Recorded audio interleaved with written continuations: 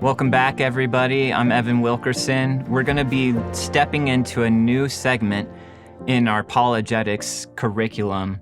And for the next few lessons, we're going to be looking at the evidence for Jesus, evidence that Jesus actually existed, and evidence that Jesus actually rose from the dead. Why would we look at the evidence that Jesus existed?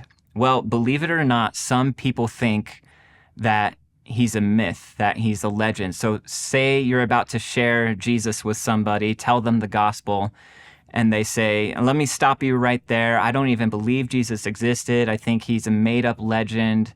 I think it was just all a hoax to control people, to gain power.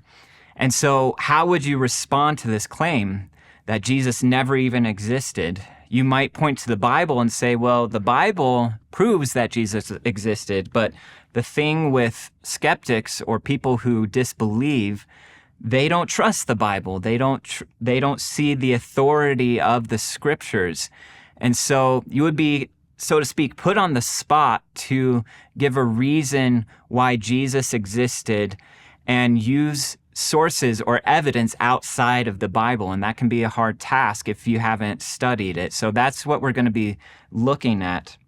Since we're going to be talking about historical details, it's important to start thinking like a historian.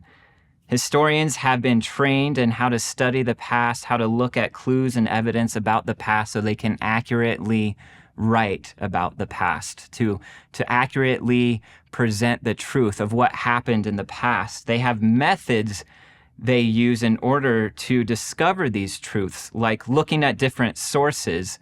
A source could be anything like an artifact or a historical document or an ancient historian who wrote about the past. That would be a source. And historians just evaluate how good these sources are and how trustworthy they are. And so we're going to be looking at some of these sources today for this video. When it comes to the historical evidence of Jesus, pretty much every historian agrees that he existed. So that means Christian historians, agnostic historians, atheist historians, pretty much all of them agree that Jesus certainly existed, which means that those who don't believe Jesus existed, even historians, that's a fringe theory. That means it's on the outer scope of what most people believe because there's just so much good, overwhelming evidence to the fact that Jesus did exist. So the main question we're going to be looking at today is what sources outside the Bible show that Jesus was a real person? What documents, what records, what sources show that Jesus was a real person? And these sources need to be outside of the Bible. Why? Well, I was at a youth group teaching apologetics, and this teenager came up to me and she asked me, is there any evidence for Jesus that he existed? And is there any evidence outside of the Bible that he existed? And I asked her, why does it have to be outside of the Bible?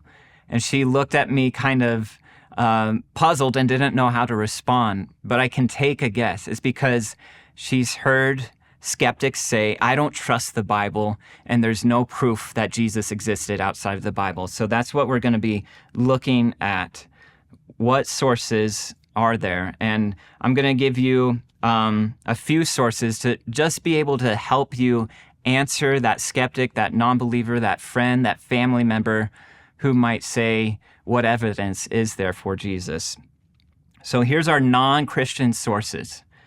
First is Josephus. Josephus lived from AD 37 to 100. Josephus was a Jewish historian born in Jerusalem. He lived from, as I said, 37 to 100 AD, and he and his dad were both priests in Jerusalem. They were Jewish priests.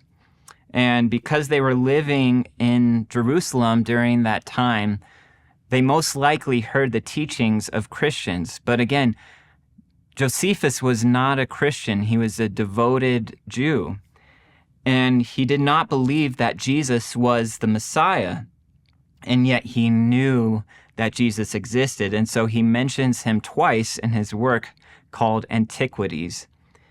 And in a document he wrote called Antiquities 20, he's writing about a man named Ananias who wanted to gather judges together to have James, the brother of Jesus, killed. So James was the leader of the Jerusalem church of that time, and Josephus writes that this man Ananias has judges to have James killed, and so he's writing about it. He says in his document Antiquities 20, he assembled the Sanhedrin of judges and brought before them the brother of Jesus, who was called the Christ. So here we go. We have this reference to Christ. There's a wide range of support from scholars who find this passage to be authentic, mentioning James and mentioning Jesus, who is called the Christ. So there's 2 points that we can pull from this. They confirm what the Gospels teach, specifically that Jesus had a brother named James, and that many knew Jesus was called the Christ, which means anointed one or the Messiah. So this is our first important non-Christian source that clearly mentions Jesus existed. Next, we move on to the Roman historian Tacitus. He was considered the greatest Roman historian, and he lived from AD 56 to about 120 AD. Tacitus writes about this great fire that took place in Rome AD 64 and how the Emperor Nero placed the blame of the fire on the Christians. In this passage, he mentions the name Christus, which is the Latin term for Christ. Listen to this. Nero fastened the guilt and inflicted the most exquisite tortures on a class hated for their abominations called Christians by the populace. Christus, from whom the name had its origin, suffered the extreme penalty during the reign of Tiberius at the hands of one of our procurators, Pontius Pilate.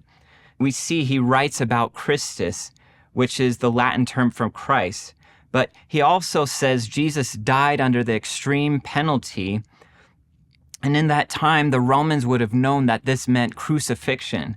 He says that Pontius Pilate ordered this crucifixion. This is a very valuable piece of information from a non-Christian source because he confirms what the Gospels talk about, that there was a man named Christ and he died by crucifixion under Pontius Pilate. What else is valuable about Tacitus?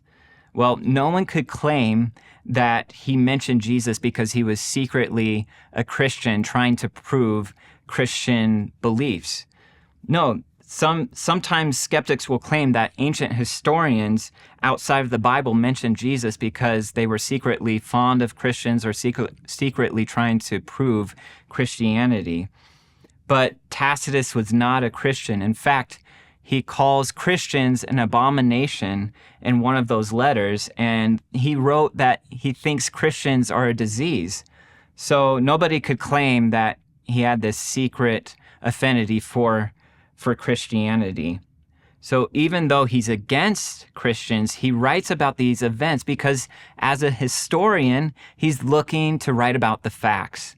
And so that's why this is a valuable piece of information. Our last source we're going to go over was also an opponent of Christians. His name was Pliny the Younger. That was his name. Pliny was a Roman governor in northwestern Turkey who writes to the emperor in AD 111 asking, quote, what to do about the problem of the Christians. After interrogating Christians, he writes in his letter, Christians met on a fixed day before dawn and sang a hymn to Christ as if to a god. So Pliny was arresting Christians, he was torturing Christians, and warning them that if they did not curse Christ, he would execute them. And through these interrogations, he found what the Gospels, what the Bible talks about, and even gives us insight into this Christian movement that Christians were meeting on a fixed day, meaning Sunday. They were meeting on Sunday, and they would sing hymns to Christ as if to a God. So we learn that Christians met on Sunday, they worshiped Jesus, and they believed that Jesus was God. Again, this is an opponent of Christianity, writing about the facts and asking what to do about Christians. And he doesn't have some secret bias towards Christians. He's not trying to prove Christianity in some secretive way. No, what we can learn from this is that this is more likely an authentic passage because he's an opponent of Christians. The same point can be drawn from Pliny as from Tacitus. He calls Christians a wretched cult, and it's because of his disdain for Christianity that he makes his reference more credible. Because again, if you have a non-Christian historian and a Christian historian agreeing on the same thing, then the less there is for a skeptic to disagree about. It appears that it's just a historical fact, and that's why we have these documents. So very valuable sources for proving that Jesus existed. There are many other non-Christian early documents referencing Jesus, but people like Pliny and the highly credible Josephus and Tacitus give a persuasive case that Jesus certainly existed. And so I would just encourage you, as you're thinking about defending the faith and wanting to be more persuasive to that family member, that friend, to just memorize even just these three names: Josephus, the Jewish historian; Tacitus, the Roman historian; and Pliny the Younger, the governor of Turkey. That all three of them were not Christians, but they're valuable sources because they mention Christ in their work.